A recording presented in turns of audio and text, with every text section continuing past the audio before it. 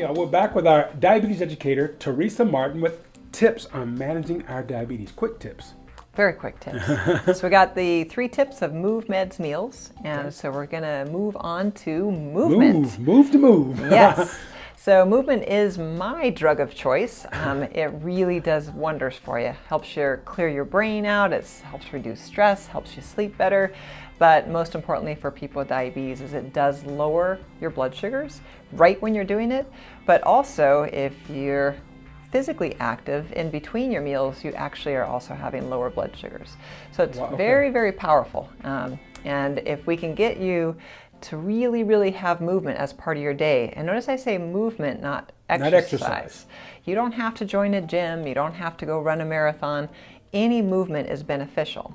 But the first tip for the day about when to move is really critical, because if you don't have a lot of energy and you don't really feel like going out for a walk, think about what you're currently already doing in your life. Do you take a shower? Do you fold clothes? Do you vacuum? Do you grocery shop? Do you walk a dog?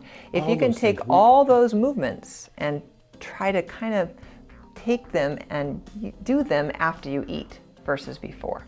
So eat breakfast, then take your shower. Have lunch, then walk the dog. Have dinner, then clean the kitchen. We can do that. Any movement. So when your muscles are moving, they are taking up that sugar out of the bloodstream with very little insulin. If you're sitting on the couch, those muscles need insulin. So just by moving, your body doesn't have to make as much insulin, which is your main problem if you have diabetes. Yeah. Can't we? So tip number 1 is move after you eat. After meals. At least 2 to 5 minutes. That's kind of the minimum. Anything more is great. But 2 minutes, that's nothing. We can do that. Yeah.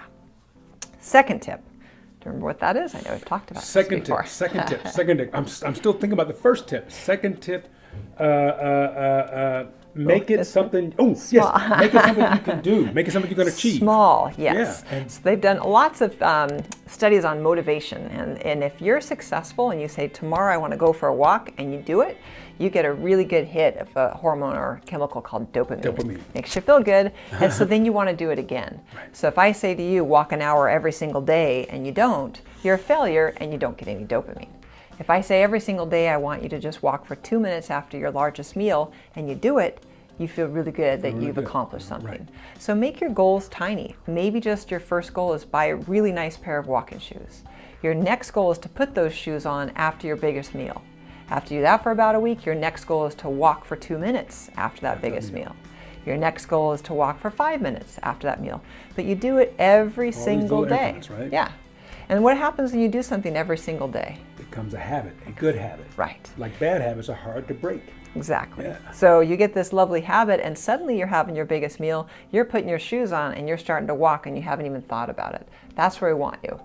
That's me with yoga. Yeah.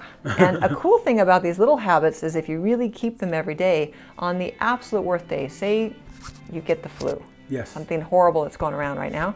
But you get the flu and you feel awful, and you know you're not going to go out for that half-hour walk that you've worked up to. Still put your shoes on. Keep that little micro habit going. Eat and put your shoes on. That keeps the habit going, and when you feel better, you put your shoes on and you go for that walk. We can do this. Very cool. That's 2, right? That's 2. And so the third one is we tried to figure out how do we motivate people to get out there and move more. And there was a couple things. Actually, there's 2 things to this tip. The first is, and I may have lost my little pedometer. And I lost my...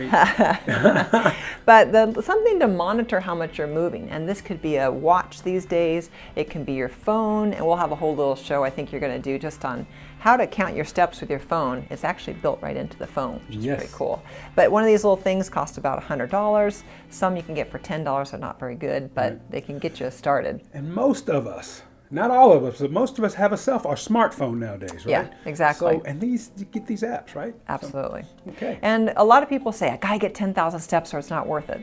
Not the truth. We just basically, whatever you measure, start wearing it. If you walk 1,000 steps a day, your first goal is to get up to 3,000. Right. So you're always gonna have it 2,000 above wherever you're at, already starting at. Okay. Just wear it your first day, see where it is, add 2,000. The ultimate goal is somewhere around 7,000 or 8,000. Is really where you need to be for where we see the best benefits for health. If you're moving at least those 7,000 or 8,000 steps a day. What's that saying? Journey of 1,000 miles starts with the first First step. step. That's it. We can do Little this, y'all. steps. As the Italians saying, piano, piano, valentano.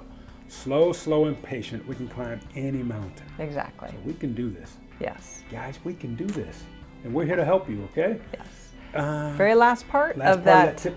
Second Getting part of us, that? yes. So we have the one is move after you eat. Number 2 is make your goals really, really small.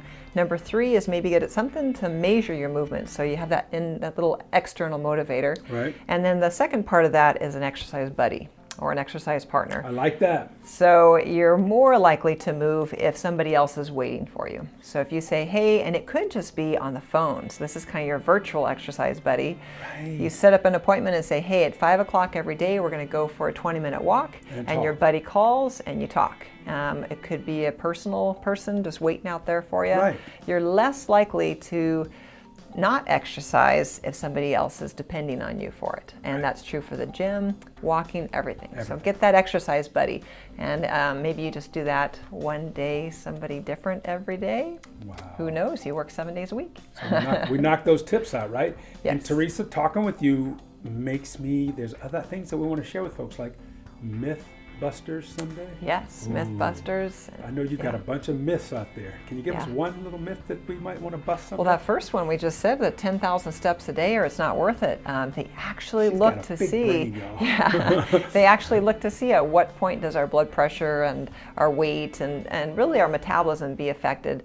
And anything you do is awesome. But a Anything. good goal is to try to get up to about that 7,000-8,000 steps. Can I brag on me for a second? Absolutely. And the thing that what Teresa and I are trying to do here is share with you all at home, those who have diabetes or someone in your family or whatever may be struggling with their diabetes. And we're sharing the things that Teresa's taught me over the years to help me go from a person weighing nearly 400 pounds to now I'm at 235. My A1C is 5.8. And where did it start? It started with that first step, moving. What was your A1C before? Is what I Oh meant. my Lord, I don't want Yeah. to say it because I'm truly embarrassed. It was like, guys, I've had all the problems that diabetes has been associated with. My A1C was close to 7. It was way up there. Yeah. It was high. I mean, it was really high. And anyway, tips. Thank you so much, Teresa. You're welcome. Good luck, everybody. Get Peace, y'all. moving. Get moving.